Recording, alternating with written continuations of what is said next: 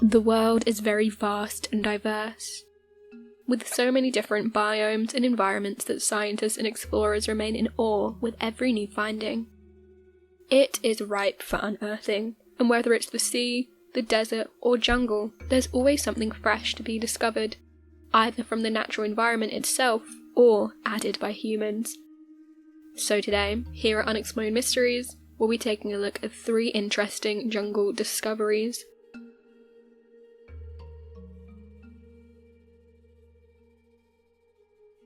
The face in a cliff. You would think that a sighting of a mysterious face in a cliff would be enough to draw attention from many people and lead to its quick discovery. But that simply wasn't the case with the giant face carved into a mountainside in Canada's Pacific Rim National Park Reserve's Broken Group Islands in British Columbia. The face in the rocks was first discovered in 2008 by a kayaking tourist who'd been exploring the Broken Group Islands in British Columbia. Although she gave the general location of the spotting to the Parks Canada, it took years before it was discovered once again. A man by the name of Hank Gus finally found it in 2015, after 2 years of dedicated searching for this carving. Hank Gus worked as a beachkeeper, meaning he was responsible for giving orientations to kayaking tourists and visitors. He'd been hearing about the mysterious face etched into the cliff for a few years before. He and a few other beachkeepers managed to find it together. Perhaps the most fascinating aspect of this discovery is the fact the face in the cliff provides very little accessibility. It's 40 feet from the bottom up, about 20 feet to 25 feet from the top down, and surrounded by rock cliffs on each side. This means it would be extremely difficult for someone, or a group of people, to access and carve it into the cliff. Not to mention, shaping the rock alone would be a hassle in itself. The face is about 7 feet tall and resembles a familiar character of the First Nation, an Aboriginal group in that area. The face is referred to as Yuji, which symbolises the blowing of a wind, and the sharing of ancestral histories with those presently alive, keeping their spirits alive. This face can be seen on a wood carving on the door of one of the administration offices. Experts are still unsure about whether the face in the cliff is a man-made or a natural occurrence, and remain curious about the origins of this stone face.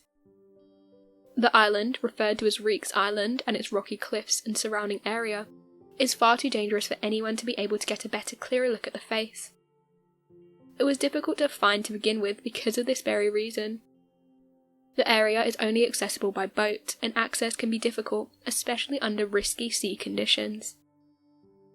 Parks Canada First Nations Program Manager Matthew Payne stated that it can't be said definitely whether or not it's a natural or man-made occurrence.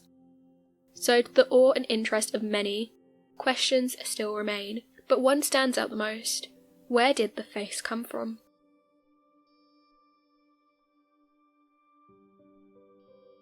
The 4-inch parasitic wasp. There might not be much that frightens you more than the thought of wild rampant wasps. That is, until you hear about the parasitic wasp found in Cabal National Park in Uganda, Africa. These large wasps were discovered in the jungle by Finnish researchers from the University of Turku in Finland, and they've measured up to 4 inches long. These wasps have only been discovered twice before, once in 1930 and later again in 1980. They were found in unusually large numbers of both male and female variations. This time, however, is different. The scientists have managed to find them within a large community, and among them 2 brand new species were found as well.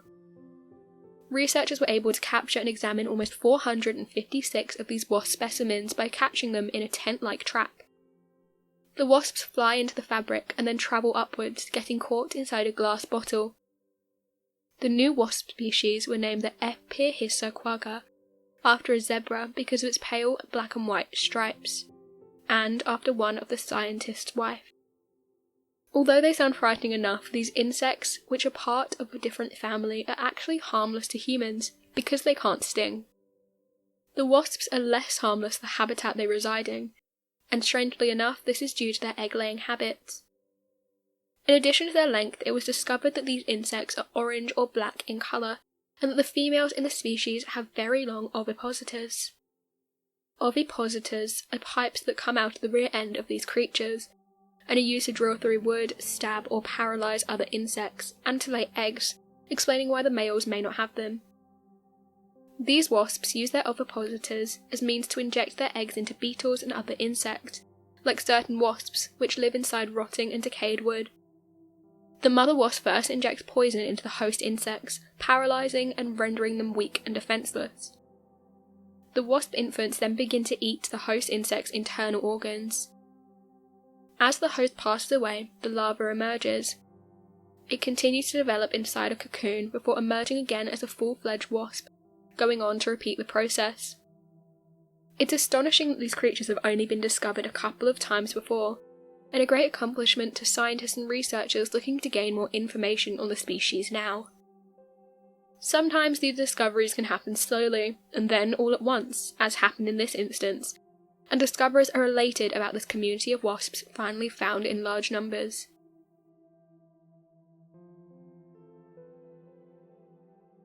The Stonehead of Guatemala. Over 50 years ago, a monolith resembling a perfect image of a Caucasian face, with exact proportions and fine features, was discovered.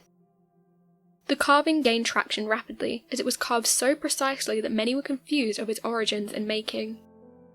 It was considered strange, as the features of this face didn't resemble those known to the area in the deep jungles of Guatemala, those of pre-Hispanic races of America. The discovery first emerged due to a correspondence between the owner of the land where the head was found and Dr. Oscar Rafael Padilla Lara, a PhD of philosophy, lawyer, and notary, Republican. In 1987, the owner sent a photograph to Dr. Lara, claiming that it was taken in the 1950s, with a description and a note that said, "It was somewhere in the jungles of Guatemala." The picture shows a full image of a carved monolith, thin lips, a large nose, and its face directed to the sky. The story and photograph were printed in a small article in a newsletter known as The Ancient Skies, and was then seen by an explorer by the name of David Hatcher Childress. Confused about the face, Childress tracked down Dr. Lara, who had found the owners of the land, the Bina family. The site of the monolith turned out to be 10 kilometers from a small village in South Guatemala. Unfortunately for the pair, however, what they found was quite unlike the photograph they'd received. It turned out the face had been destroyed and ruined by revolutionaries about 10 years before their arrival. It was used for target practice by anti-government rebels. The eyes, mouth and nose were completely desecrated, leaving nothing but a neck and disfigured face, empty of its once perfect features. Still, the two men gathered what information they could. They measured the monolith's height to be somewhere between 4 and 6 meters. Despite the destruction of the face itself, interest in it didn't completely fade out. A few years later, the mystery was picked up again by filmmakers and draped in even more questions and obscurities. The producer released a signed document by a Guatemalan archaeologist.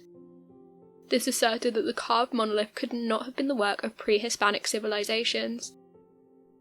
They suggested that the face may have been carved by an extraterrestrial being or aliens, stating that it was created by an extraordinary and superior civilization, with awesome knowledge of which there is no record of existence on this planet. The publication gave way to more skeptics and critics than believers. This threw the entirety of the discovery and its information into question. Nevertheless, it was agreed the giant head did exist, as it seemed in the photograph at one point. There was no evidence pointing to the falsification of the photo and its description. The monolith being genuine was believable. The region in which it was found stood famous for its stone heads. The problem still remains, however. The stone face shown in the pictures is unlike the others in both style and features. Because of this, many question where it came from and who it was created by. Perhaps we won't know. The wasps and the 2 stone-carved faces prove there's much more to this supposedly small world than we realise. The Earth's history, both natural and man-made, is full of surprises. All we can do is find out as much as we can about what we find, and hope that those after us can add to our discoveries and research in time. So what do you make of these jungle discoveries? Be sure to let us know your thoughts in the comments section below, and help us by growing this community. whilst working to solve these unexplained mysteries. Thank you for watching, and don't forget to subscribe for more videos.